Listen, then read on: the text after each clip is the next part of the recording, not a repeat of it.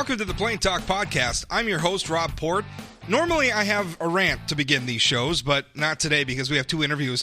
The first is with Governor Doug Burgum. He's going to be on with an ongoing dispute, talking about an ongoing dispute he has with state lawmakers over the budget section. It's an interesting separation of powers issue. Maybe it's only to be appreciated by political nerds, but you should pay attention to this stuff. The way we're governed is very much rooted in the way our government is structured. And in America, we structure it among three different branches, and a lot of times those branches have disputes. And there's sure an interesting one going on between the executive branch and the legislative branch. You can hear Governor Doug Burgum talk about that. Also, on with me is he's a columnist for a newspaper in Colorado. He's also a postgraduate student at the University of Colorado. He's involved in protests against UND President Mark Kennedy, who, of course, is currently something in limbo.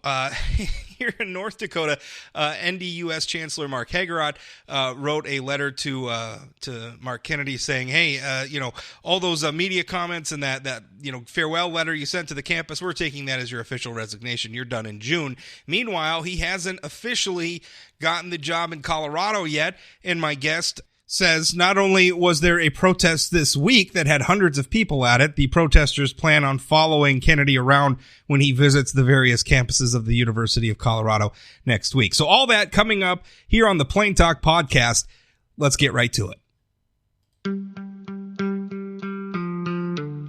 This episode of the Plain Talk Podcast is brought to you by Energy of North Dakota. Oil and natural gas from North Dakota strengthens all of America. And through our abundance of talents, innovations, and technologies, energy responsibly produced here translates to worldwide economic stability. With producers and our communities working together, we're securing a sustainable future that generation after generation can build on. It's all happening right now with Energy of North Dakota. Learn more at energyofnorthdakota.com. Governor Doug Burgum joins me. He, earlier this year, vetoed Senate Bill 2055. Now, this is a little down in the weeds, but you'll probably remember during the interim between legislative sessions last year, there was a legal battle between the legislature and Governor Burgum over, I guess it started over some vetoes, but it also ended up including the authorization of what's called the budget section of the legislature, which essentially is an interim committee that a lot of people have described as a sort of mini legislature in between sessions. Now, the Supreme Court came out and kind of ruled both for and against each side of the case. And one area where they ruled against the legislature is they said you were giving too much authority to the budget section. The budget section it's not a full quorum of the legislature. You cannot give it, delegate the legislative authority of the full legislature to a subcommittee of the legislature. And also, the budget section cannot carry out what are supposed to be the duties of the executive branch. So in this legislative session, there was a new bill which, references basically the budget section committee. Governor Burgum vetoed it, arguing that it is still unconstitutional and not in keeping with the Supreme Court's ruling on this last year. And the legislature just came back, the Senate and then the House, voting in 2/3 majorities to override that veto. And Governor Burgum, that's where we are today. Did I get any of that wrong? Am I misstating any of that? No, I want to say, Rob, you got it right, and that's fantastic. And when you wrote about this, I think you really captured the whole essence of it, which is the North Dakota Constitution does not allow the legislature to delegate legislative authority to a subset of itself. And further, what you captured and others that reported on it may have missed is that they can't delegate executive authority to a subset of themselves. And the bill that is in question, the one that was vetoed, 2055, really was enshrined or codified the legislative action which they've been doing for some time, which is this delegation of authority to themselves, and in some cases delegating executive authority to themselves. And so, as you know, when governor takes office in North Dakota, one of the things that you do is you swear an oath of office, and part of that oath of office is to defend and uphold the Constitution of North Dakota. So this seemed quite black and white, given that we've got a Supreme Court which just ruled on this in the last year, quite black and white and quite clear. And so it was seemed like an obvious veto, and the Attorney General, of course, agreed with that. He was consulted and reviewed and approved the veto message that I, sent back to the legislature. So I think someone wrote recently, they said, hey, this isn't the constitutional issue seems pretty black and white in that the legislature cannot do this delegation. So if it's not a constitutional issue, then this must be a political issue.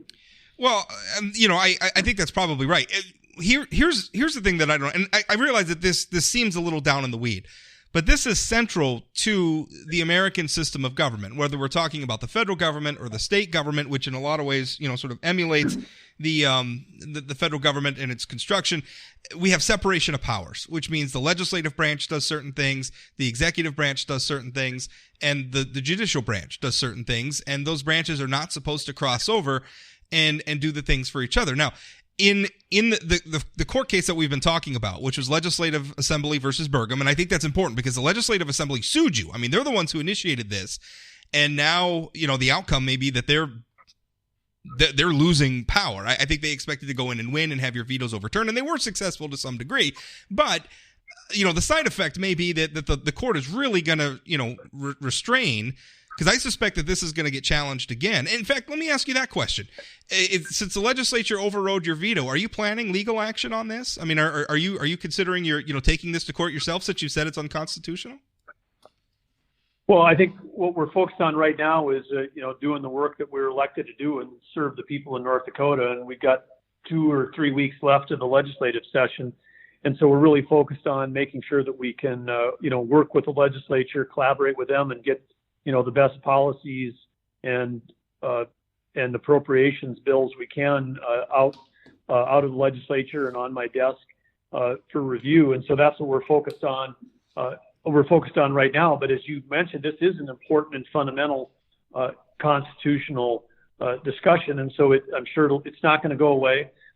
It'll come up in and if not soon, it'll come up in the future at some point in time because of the encroachment, because the bill itself is fundamentally flawed in that it really just tries to enshrine a practice that the Supreme Court has said is something the legislature can't do. Now, from our standpoint, from the executive branch, if you love America and you love democracy, then you got to love all three branches because it's this check and balance is what works. And the legislature in North Dakota, they are the appropriators. They control the checkbook.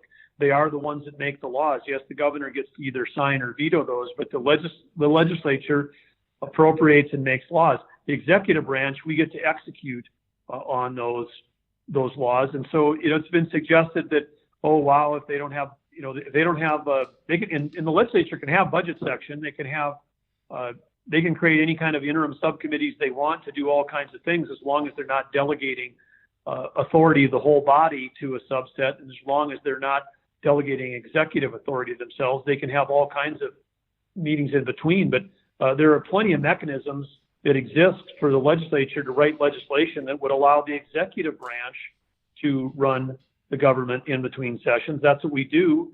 And as I like to point out, we do that on 99.9% of the cases because the actual dollar amounts that actually make their way into the budget section is, less than 0.1% of the total state budget. So this battle that the legislature has started, with the lawsuit a year ago, is in some ways immaterial to the overall financial position of the state. So, we're focused on running the state and trying to get through and get the best legislation we can through this session. But yet down the road, this will probably come up again because it's the bill itself is a clear encroachment on the executive branch. Well, I think you're right, and I think the court, again, in the state Supreme Court, in their opinion, in Legislative Assembly v. Burgum, I think they set the groundwork for that. Now, one thing that when you sent out your veto statement, you quoted the court saying this, from again, Legislative Assembly v. Burgum opinion, the Legislative Assembly may not delegate to another body the power to make law. I think we all agree with like the legislature can't vote to say we're going to have a committee of 5 people, and when the full legislature is not in session, they can pass laws themselves. That's obviously unconstitutional. We need a quorum of the full legislature. We don't want that. But the more important thing, I think, that the court ruled is, and they wrote specifically, I quote, "The failure to adequately constrain the budget section's discretion was not the only constitutional flaw." They continue, "The Legislative Assembly was not attempting to delegate its core legislative power to the executive branch, but to retain control over executing a law after it is enacted by delegating power to a committee of its own members." So essentially what the court is saying, the legislature was trying to have its cake and eat it too. They said, we're going to write the law, and we're going to set the budget recommendations, and then we're also going to create this subcommittee to act not as a mini legislature, but a sort of additional executive branch made up of members of the legislative branch to actually execute the law. And that's not how it's supposed to work. Legislature writes the law, legislature writes the budgets, and then the executive branch follows the law and works within those budgets to execute. That's how it's supposed to work. And the legislature's they've been using the budget committee to sort of do the job of the executive branch. That's the problem. Yeah, well said. So from here, where do we go? I mean, they've overridden your veto. Senate Bill 2055 is there. I mean, do we have to wait until the budget section does some of this that we're talking about? Because if you actually look at, I agree with you that Senate Bill 2055 was too broad. But all it says, essentially, is the Legislative Assembly may, by law, provide the authority for the budget section to approve specific actions, projects, and transfers. That's very vague. I mean, really, you have to wait for the budget section to do something that is extra constitutional before we maybe see additional action on this. Is that what we're waiting for?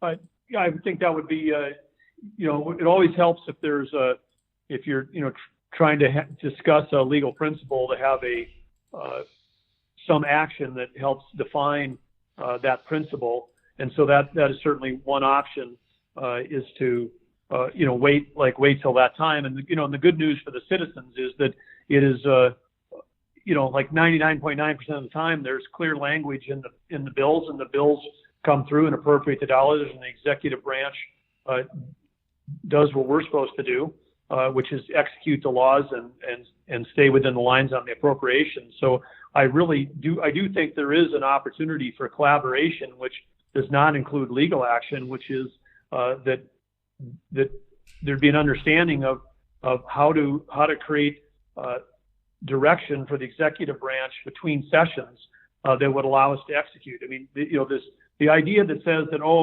if we don't have budget section, then we're going to have to meet annually. That is, in my mind, a giant falsehood. The states made it since 1889 with that, and there was also another group that was created called the Emergency Commission that over time, through legislative action, has now evolved from an executive branch function to a committee which is made up of 4 legislative members. So that's another mini little legislative branch. But an executive branch emergency section is the group that could actually take care of that 0.1% of stuff that was true emergencies or things that came up. And then I also know that it's been stated that that there is a need for things like being able to approve federal matches in between the 2 sessions, but the Constitution clearly states in the Constitution that the governor shall transact and supervise all necessary business of the state with the United States and other states and officers and officials of the state. So that our Constitution says, hey, if there's a federal matching grant that comes out of the blue, the governor's got the authority to be able to manage that. So it is, so there is ample approaches to be able to manage the 0.1% exceptions that would occur between legislative sessions without having to call the legislature back. Yeah. Well, I agree. I mean, we have a unique situation. Clearly, I don't think there's a lot of appetite out there in the public to have a full-time legislature. I don't think there's a lot of appetite, frankly, in the legislature to have a full-time legislature, which is why, I think that was sort of the excuse for overriding your veto was, well, if we don't do this, we're going to have to be a full-time legislature. I don't know of anybody really, other than maybe a minority, that wants that. So, at some point, the legislature's just got to let go, and the executive branch has got to be allowed to govern. And I can understand the legislature feels sometimes like the executive branch, maybe goes too far, doesn't follow legislative intent or whatever. I mean, that's an endless struggle between those two branches of government, and that friction is there by design. And generally, it's a good thing. But overall, I know you're not prepared to say one way or the other. I feel like this is probably going to end up back in court again, Governor. Well, if it does, I think the Supreme Court's been pretty clear. So I don't think it would be long or drawn out or complicated if it ends up back there. And that's what I'm saying is it'd be, great if there was a way to, collaboratively figure out with the prior direction that Supreme Court's already given to be able to figure out how to more effectively manage like I said, the 0.1% of 1% that comes up. And because the executive branch, I mean, we're here to serve the people. And in some ways, the legislature is a little bit like our board of directors in the sense that they're setting the budgets and setting the laws.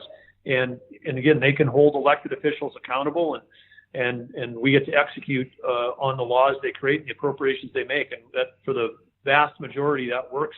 So this is always a little bit. It's interesting or perplexing that this is a persistent battle. This is something that's been going on for more than a decade. It predates me, but on the margin, it certainly seems to me that there are some easy, practical, common sense solutions on how to hold the executive branch accountable for these few exceptions that the legislature feels they need to manage between sessions. And we're happy to do it. We're doing it on the other 99.9%. That's what we do every day. We get up, we run government, try to run it as best as we can, and we would believe that there's a way to make it work for these few exceptions as well. Governor, thanks for your time. Thank you, Rob. Thanks for understanding this complex issue and making it simple. Well, I don't know if we made it simple, but definitely I think it's something people should understand. And honestly, I think it's a function of our government. You could look at it from a certain perspective and say the legislative branch and the executive branch are fighting, squabbling or fighting. Maybe those are the wrong words, but they have a dispute, and the Supreme Court, our court system, is acting as referee. You know what? That's how it was designed. It's supposed to work that way. So it's a good thing. Absolutely. Governor, thanks for your time. Thank you, Rob.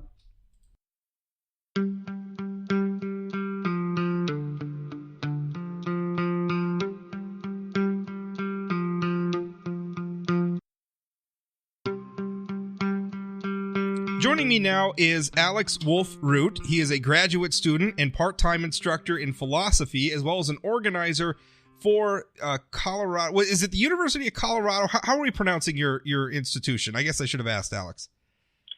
So the institution as a whole is the University of Colorado, and the campus that I'm part of is the University of Colorado Boulder. Gotcha. There's 4 campuses in our system. Gotcha. So he is an organizer for CU's Graduate Labor Union, the Committee on Rights and Compensation. He's also a staff writer for the CU Independent, and he wrote a column recently. The headline was "Against Mark Kennedy." Now, of course, this is a continuation of the ongoing controversy around current University of North Dakota President Mark Kennedy, who applied and was made the sole finalist for to be president of the University of Colorado. And there's been a lot of pushback. As a matter of fact, Alex, we were just talking a little bit before we began the recording that you were attending a protest today. Now, we're recording this Monday. This will actually post on Tuesday, but you attended a protest. You said there were a couple of hundred people there, lots of media interest. Tell us what was going on at the protest. What are people upset about with Mark Kennedy? Yeah, so this protest was step one to show that the community of the University of Colorado, the student, the faculty, and the staff are unwilling to accept this decision through this terrible process, as well as this inappropriate candidate for the University of Colorado system. As you know, I think it was the 10th when it was announced that the sole finalist from this search and the only person that the regents would name was Mark Kennedy, and they were tooting their record about how great he was as a business person, a university professor, and he has experience in politics. And within minutes or hours of simple searching, many students and some faculty found lots of his record that we found completely unacceptable. And shockingly, once we started to publicize some of this stuff, again, within 24 hours, at least one regent publicly came out to say, oh my gosh, we didn't know these things. So there's a huge issue, not just with his record, but with the process. And I think that's not getting as much attention. Our board of regents were unaware of some very simple facts about his background having to do with his, for example, sponsoring the constitutional amendment to ban gay marriage. And as you probably are aware, Colorado just elected an openly gay governor. They were unaware, at least it seems, of his very public spat with top donors at UND. They were unaware that his time as a business leader was generally not very profitable for those four businesses. So that shows a real lack of time they put in, or just a lack of caring about these things. Well, they did have. Yeah, I mean, I can understand a lot of this stuff's available on the internet. I mean, if you Google search this guy, as a matter of fact, I'm the person who, I did the interview with the Engelstead family, with the representative from the Engelstead family, when she, dropped the bomb. They built the Engelstead Arena, which is this beautiful, beautiful hockey arena that they basically, the family paid for and just gave to the university. I mean, it's hundreds of millions of dollars worth of gifts to the University of North Dakota over the years. And the Engelstead family saying, we're not going to give any more money to the school until Mark Kennedy's gone. I broke that story. So, I mean, this stuff's out there. I mean, it's, if they'd done some Google searches. So I think being concerned, saying, hey, how much vetting did you actually do when there's so many of these things out there? Now, I think it's interesting because I look at Mark Kennedy and I don't consider him to be a good candidate because of the rocky relationships he's had with university donors, because of some of the personnel decisions. I mean, that was another story I broke where he had a special assistant and, she was supposedly leaving the university, and before she left, she got like a $30,000 a year raise, and then she was going to get a $25,000 a year travel allowance to commute to North Dakota from Texas to be his chief of staff, which is just ridiculous. How are you a chief of staff? I mean, I'm all for working remote, but how are you going to be a chief of staff on a campus from Texas when you're working in North Dakota? That doesn't make any sense. So I look at a lot of that. What concerns me, and I think what's concerning to a lot of people I talk to up here in North Dakota, is the idea that his voting record is in and of itself problematic. Now, I realize issues like gay marriage and that are very controversial, but at the time he cast those votes for gay marriage, Barack Obama was also opposed to gay marriage. There's been a lot of evolution on that issue just recently. Is that really a good enough reason to not allow somebody like this to be the president of your campus? So I do want to say, regardless of the votes, I think everything you highlighted shows that he is a terrible president, and that is enough to be disqualified. Fair enough. I think that's sufficient. I do think that the voting record is I'm not supporter of Barack Obama, but I think that's besides the point. I think there's a difference between, going along with what was happening in Congress, so I don't think that excuses things, and co-sponsoring a bill. So there's definitely a difference between saying, my religion is such that in my religious institution, we are not going to accept these sorts of marriage. We have that freedom. If churches, synagogues, mosques, etc., choose not to marry individuals within, that's their prerogative. But when it comes to co-sponsoring a constitutional amendment to restrict rights that other adults and citizens in the country have based on sexual orientation, that is devaluing them as people, and I think that is disqualifying. I do realize that this is still a live issue across the country. Again, mentioned Colorado is in that interesting place where we just elected our first openly gay governor. So when it comes to representing, so the University of Colorado system is, the public school system that is built into our state constitution. The Board of Regents are duly elected by the citizens of Colorado.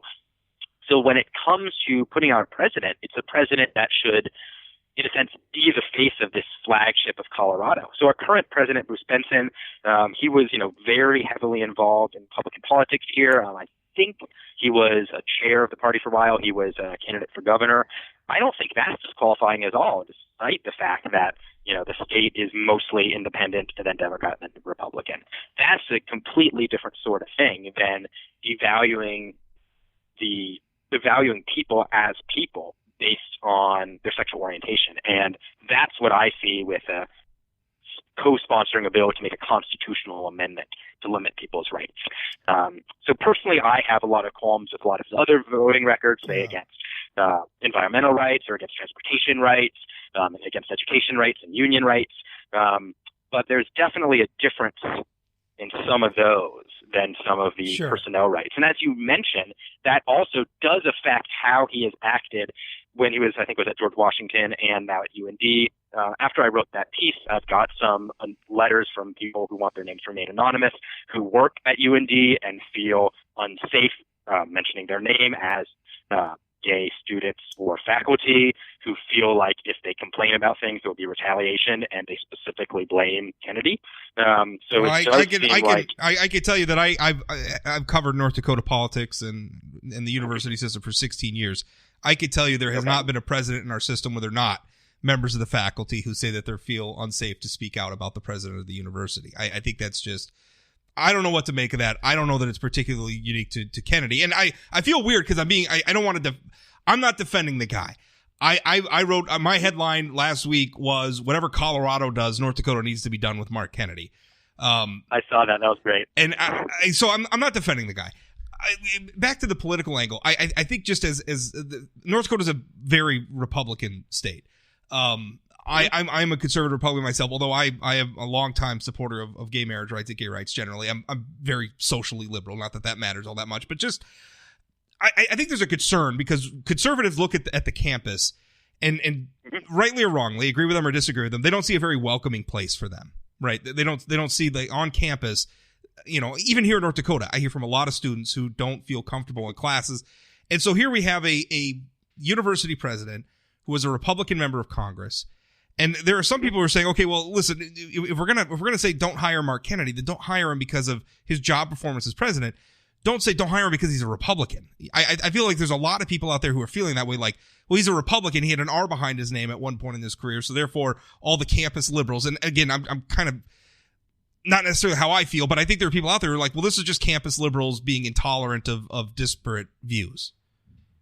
Right. I think that's a very good point. And I think it would be terribly problematic to say, oh, so-and-so, you cannot be a college president or anything because you were affiliated with party X, Y, or Z. I think that would be terrible. But I don't see that as what's happening. I don't think, though I don't have my piece in front of me, that I called out his affiliation as Republican, as what matters is the voting rights. So, for example, right now the next presidential debate is already going on, which is rough. And one person who's getting a lot of attention is Joe Biden. I think Joe Biden is incredibly disqualified for running due to his anti-segregationist policies when he was in Congress. That's not because he was a Democrat that I think he's not acceptable. I think it's because of these ridiculous votes that he did, which devalue people as individuals due to their race. And I think you see something very similar here with devaluing people due to their sexual orientation.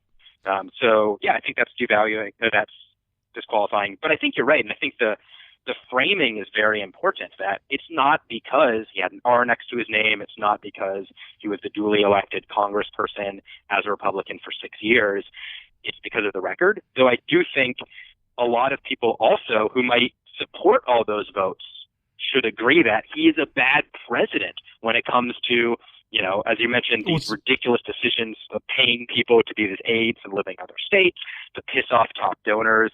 I think it's just overdetermined how bad he is. I think you're right, and overall, I think we're both getting to the same conclusion, maybe just by different routes, and maybe that's okay. So tell me a little bit about. I mean, you said this was the first step. There was a rally today. Why don't we start there? Tell me a little bit about the rally. You said there was a couple hundred people there. What happened? Who spoke?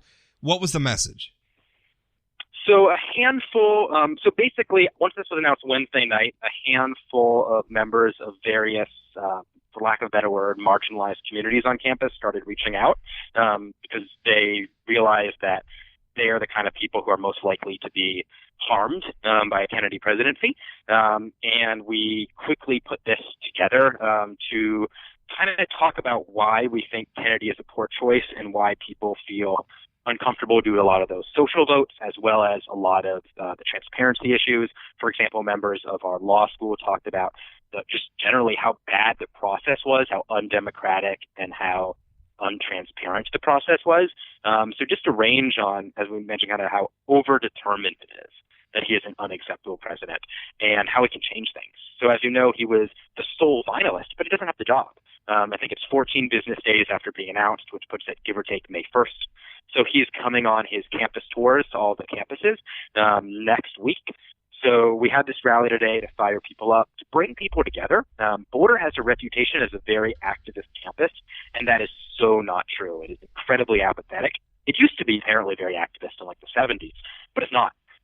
So we were bringing people from various groups together, showing them that we care about our community, our University of Colorado students, faculty, and staff, and that we are going to kind of stand in solidarity. And then we're going to have a planning meeting from anyone on campus who wants to join tomorrow to figure out what we want to do going forward, in addition to more, letters to the editors, calls to the Sure. questions.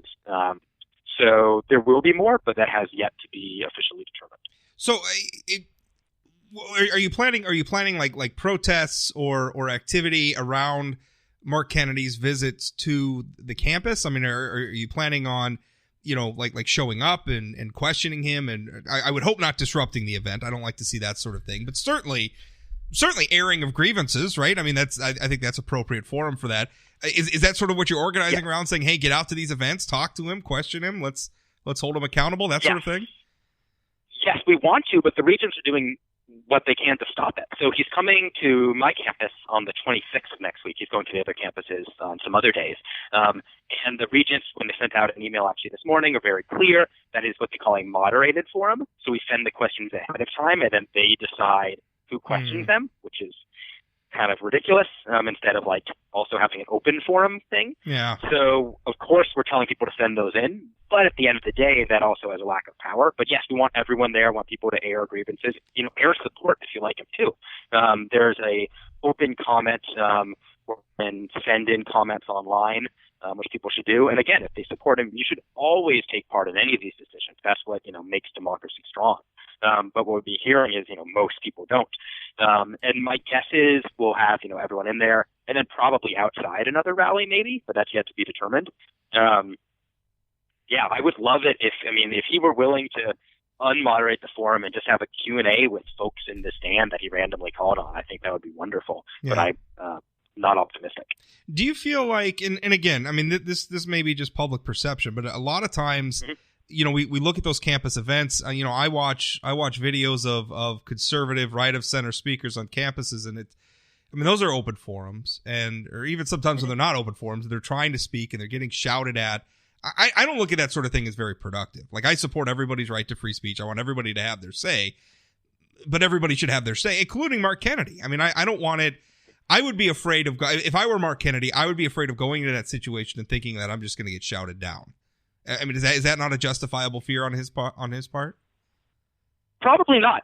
So you'd like to hear a lot of people who like to describe themselves as pro-free speech pointing out how the quote-unquote, I'm not saying this is your view, but here there's lots of quote-unquote liberal university students stop and infringe upon the free speech of all these conservative speakers. The data to that out. And I can send you some links afterwards if you need them. There are unquestionably individual cases where it has happened. Sure. Where right, and I wasn't speaking to any sort of a trend. I'm just saying it does happen on occasion. It has happened, yes. and maybe because I'm a conservative, maybe I'm only seeing that. Maybe there's examples of left wing people who've been shouted down too, and I'm just not seeing them. I don't know. I'm not trying to say that everything is one way. I'm just saying sometimes campuses don't have a very good reputation when it comes to holding that sort of a forum in a situation that's provocative, where some of the things about Mr. Kennedy are being said out there. That's, I don't know. I would want to make sure that it was a fruitful forum and not a shouting match. And I think you're completely right on the perception. And I guess what I'm saying, that perception is grossly overblown. Recently on campus, in the last couple of years, for example, Turning Point USA has invited Milo. I'm sorry, I cannot pronounce his last name correctly. I think it's Yiannopoulos. I think that's Yiannopoulos. Yeah, I'm not a fan, but yeah. Yeah, and a few other speakers of that, which are kind of like your paradigmatic, the speakers that often talk about getting shouted down and what's going on. Anything but happened. At one of those, there was some students who walked out. in kind of a peaceful protest. But all those events have happened. CU Boulder, again, despite this reputation as incredibly liberal, has allowed a lot of those. One of my earlier years here as a graduate student, we had the privilege of hosting one of the Republican debates. And while a lot of us were not allowed to actually go to the debate proper, we hosted, like on campus, a watch party with various members of the Republican Party who then did a big Q&A with a bunch of us afterwards. And despite the fact that most people there were not members of that party, didn't like it, it was a very fruitful back and forth discussion. I felt like I got bad answers, but it was back and forth. Sure. And everyone thought it was respectful. Again, that's just Boulder, but additionally, while a few of these things happen, the trends are not so extreme at all. That it should be expected that divergent voice gets shut down. And Boulder has actually been pushing otherwise. We actually have an official program in place for official visiting scholars in conservative thought. Nothing like that for liberal thought or leftist thought or anything like that. Explicit programs for Western values, which is explicitly tied into that. I think this campus gets a reputation as much more "quote unquote" liberal and "quote unquote" progressive than. And I'm not that familiar with your campus one way or the other, to be honest with you. Yeah. And I don't have a problem at all with Mark Kennedy getting zingers. I host every week on this podcast our Senator Kevin Cramer and our at-large Congressman Kelly Armstrong. And we take questions from the audience every week, and that's awesome. They get asked some zingers sometimes, and they answer them. And maybe the people who are asking them aren't satisfied with the answers, but asked and answered. I don't know how we can improve on that. So I want Mark Kennedy to be asked zingers. I don't want people to scream at him and make speeches and stuff like that. I don't know how productive that is, but that's going to be interesting. What do you want the? I mean, obviously you want them to reject Mark Kennedy and do what? Start the process over? Yeah, and have a bit more of a transparent process. So they are tooting how transparent and open the process was because they had a committee. On that committee were exactly 2 students from the entire system, one an undergraduate, one a graduate student who is primarily an administrator in that Center for Western Values, 4 faculty, but also 4 business leaders, and then I think 1 staff member and 1 dean, something like that. I want them to reopen and go through with much more community involvement and vetting. So one, I think the transparency and the vetting, but I also the vetting was just terrible. The fact that regents are coming out saying they didn't know some of these very public things shows me that they didn't do their due diligence. Well, I mean, so according to them, they spent 2 hours interviewing each candidate. Yeah, I mean, not to toot my horn, but I work for a company that owns most of the daily newspapers in North Dakota. He's been all over, for a while. Yeah. So it's not hard to find if you're looking. It is not. What do you think? I mean, because I'm understanding.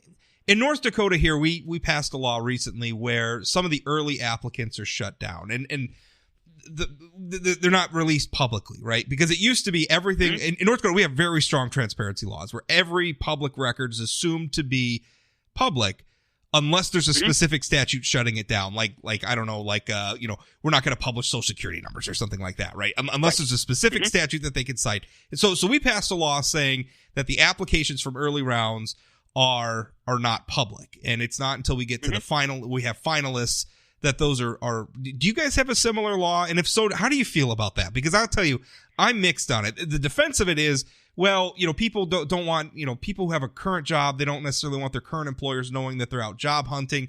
I guess I can understand that. But on the other side, I feel like if there's more transparency, maybe we avoid a situation like this one with Mark Kennedy. I think that's a brilliant question. So the situation here is they only release information on the finalists. So what I was told is that the search committee, in addition to the small one I mentioned, the University of Colorado system paid out 6 figures to a private group to run the system. Well, we do the same thing. I think it's standard. So they apparently gathered around 30 names, which were then weeded down to 10, and then 6 of those went to the full 2-hour interviews. So the way that was described, you would think, oh, those 6 are finalists, and we should know who they are, how those interviews went, maybe have them take tours. But the regents decided, no. The only finalist is Mark Kennedy. So even though there was all those other rounds, we will never know who those other 6 people were who got flown out and interviewed and vetted roughly as much as Kennedy. Yeah. And I think that's problematic. Even if I understand why maybe we don't release all 30 people's names who only made it to round one. Yeah, you'll like this. When they were holding interviews for Mark Kennedy, they actually did. I think they did his interview. They did some of them for some of the other kids, but they did it at the Minneapolis airport. Which, if you know anything about North Dakota, if you fly out of North Dakota, your first stop is either Denver or Minneapolis, right? So they held a public meeting for the state of North Dakota in Minneapolis, where they interviewed some of these people. So I guess if you could have gotten to Minneapolis and gotten to the airport and found them in the conference room, you could have attended the meeting. But that's how they did it. So they play a lot of games. Honestly, I think we're served better by a transparent process. And I don't necessarily hold it against people. Like, they're human beings too. We all job hunt at one point or another in our careers. I don't hold that against them, but I would rather the process be open. And I feel like that probably would have served us better with this. So, Alex, I appreciate your time. Good luck with your advocacy down there. Thank you. And thank you for the interview and all your work. I mean, journalism is so incredibly important, and I know journalists get a bad rap, but you are doing amazing work. So keep it up. Well, thank you very much, Alex. I appreciate it.